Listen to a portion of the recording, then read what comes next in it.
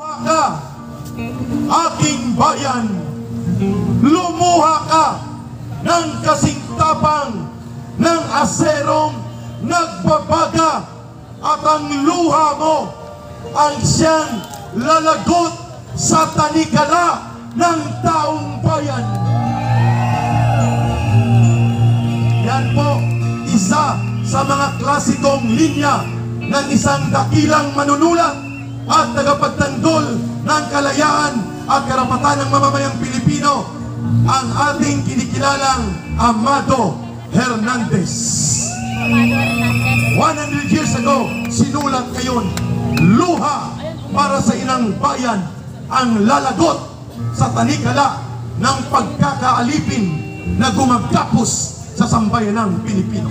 Magbabalik ang mga mang-aawit ng bayan. Kahit mo yun!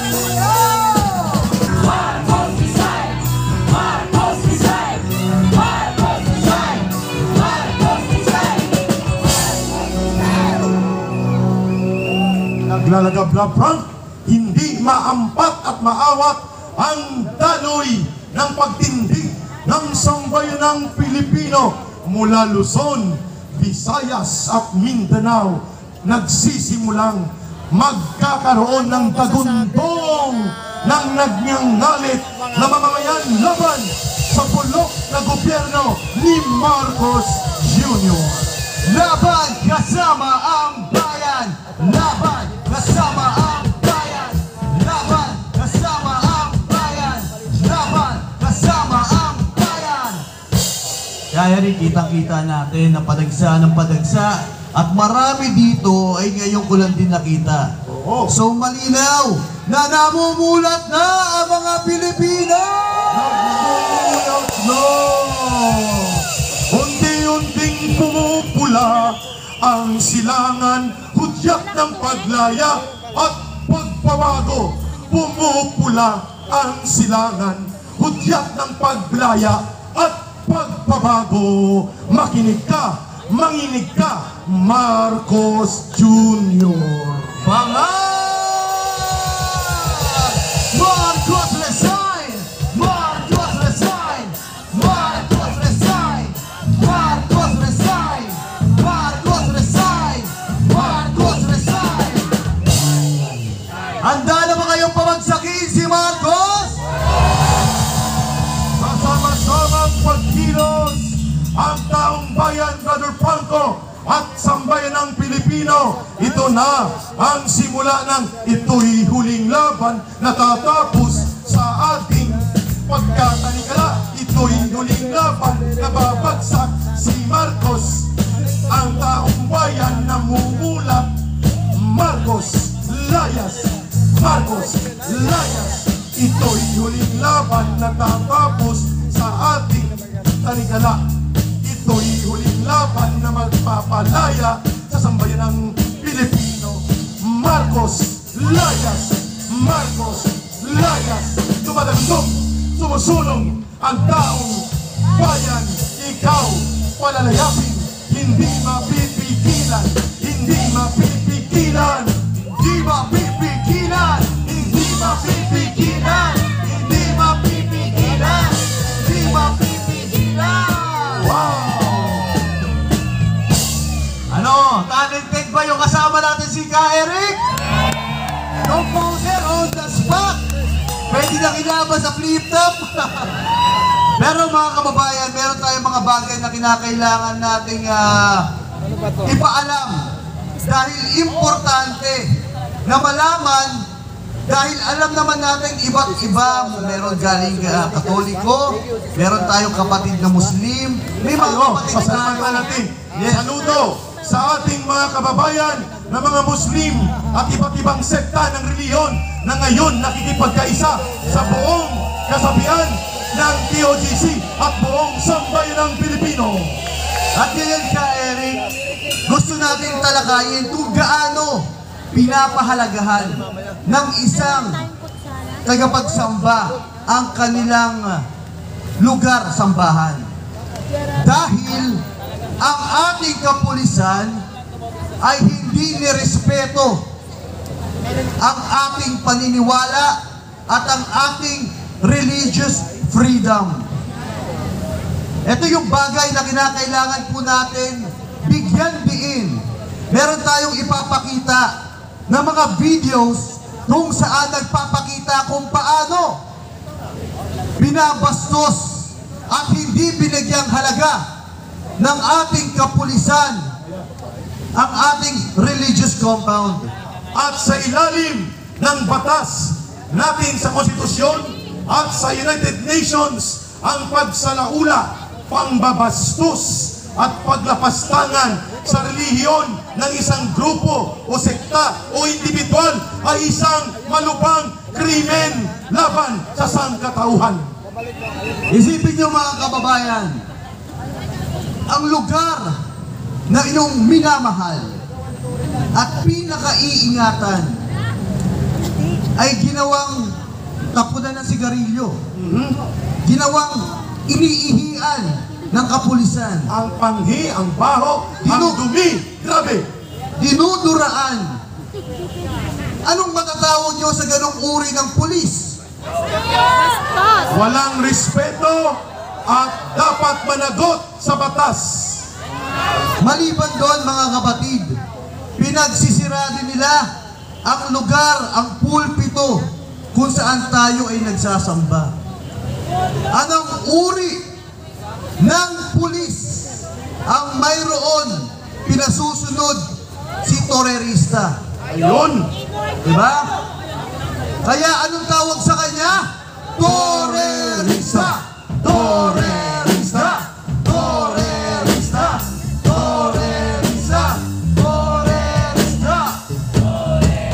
Kahit sa panahon ng World War II, kung saan napakabangis at napakalupit na mga hukbo ng Nazi Germany sa pamumuno ni Adolf Hitler, sa pamumuno ni Adolf Hitler, ang Vatican na siyang pinakasentro ng puder at pamunuan ng Roman Catholic Church, never inutos ni Adolf Hitler na sakupin, bombahin o atakihin ang Vatican sa gitna ng World War II. Samantalang itong si Hitleran pero duwag na berdugong toro sa Davao sa utos ng kanyang walang katinuan na mga bossing sa pangunguna ni Marcos Jr., ni Abalos at ni Lamarville ay kanyang sinalaula,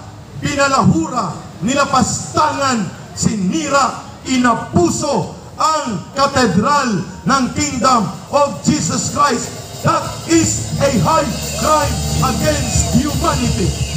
So ka, Eric, masahol pa pala si Torre kay Adolf Hitler?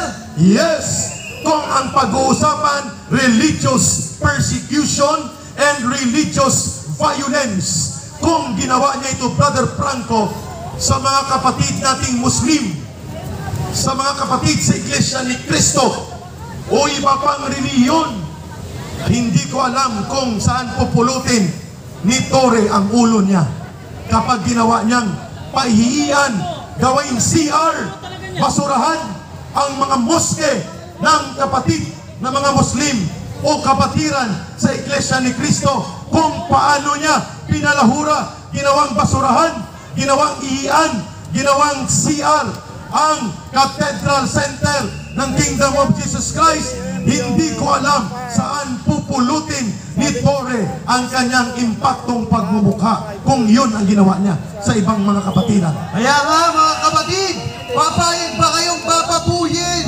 Dadating sa inyong mga lugar ang ginagawang karahasan ni Torre at ng Philippine National Police? Hindi tayo papayag, kaya ngayon pa lang ay gagawa na tayo ng hakbang para pababain sa Malacanang Ang si nag-uutos kay BBM. Torre, si Marcos. Kaya Marcos Torre, aristuhin, palayasin. Marcos Torre, aristuhin, palayasin. Marcos Torre, aristuhin, palayasin. Torre, aristuhin, palayasin. Dito, sa Liwasang Bonifacio, nagkakaisa ang iba't ibang sekta, ang iba't ibang religious organizations. Ito'y pagpapakita lamang na walang bagay na makapaghihiwalay bilang isang Pilipino sa ating pinaglalaban na karapatan na patuloy na nilalaban ng Philippine National Police. Kaya hindi natin sila hahayaang gawin pa ang mga bagay na gusto nilang gawin. May dagdag lang ako na update sa inyo, mga kapatid. Go ahead, Brother Franco. Mga kababayan, alam niyo po ba na binabalak din ni Torre na palayasin na totally ang lahat ng mga manggagawa, libo-libong manggagawa sa loob ng KOJC compound para maghari-harian si Torre ang kapulisan sa loob ng compound. Verdugo, baliw! Verdugo, baliw! Verdugo, baliw! Verdugo, baliw! Verdugo, baliw! Ang compound ng Kingdom of Jesus Christ ay hindi pagmamayari ni Pastor Kibuloy, kung hindi ng buong Kingdom Nation at ng buong Kingdom of Jesus Christ leaders and members. Dapat igalang yan ni Torre. Subalit, wala siya sa wastong katinuan, Brother Frank. At gusto lang din natin bigyan linaw. Meron pong mahigit 2,000 mga manggagawa ang nasa loob. May mga bata, may mga ina, may mga matatanda, at buong pamilya, masaya, mapayapa ang kanilang pamumuhay, sumusunod lamang sa kalooban ng Diyos. Pero walang awang sinalakay, pinalayas, at ang mga pulis ang ngayon naninirahan doon sa loob ng kanilang mga tahanan. At ginamit na nila na kampo ang buong religious compound, school and residence, the building ng buong Kingdom of Jesus Christ. Mga balasubas, Judas, Barabas. Papayag po kayo na mangyari sa inyong mga tahanan yun.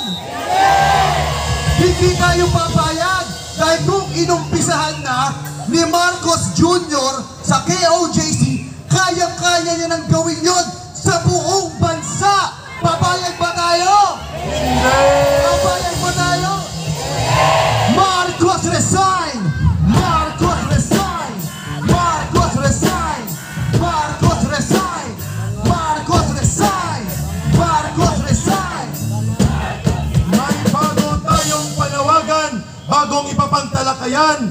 Nananakot sila na kapag nagkagulo sa Davao, sa Kingdom of Jesus Christ, magdideklara daw ng martial law sa Davao, buong Mindanao o buong Pilipinas. Kaya ito ang naririnig natin. Narinig nyo, ibababa ang martial law. Ang sagot natin, mag-people power kami. Mag-people power kami. Narinig nyo, ibababa ang martial law. Mag-people power kami. Mag-people power kami. Isa pa, narinig nyo, ibababa ang martial law. Mag-people power kami. Noong panahon na sa NPA kami, ang sagot namin dyan, mamumundok kami. Pero hindi na ko NPA, hindi na tayo mamumundok. Mapayapang pagtindig, people power. Narinig nyo, ibababa ang martial law. Mag-people power kami. Narinig nyo, ibababa ang martial law. Mag-people power kami. Handa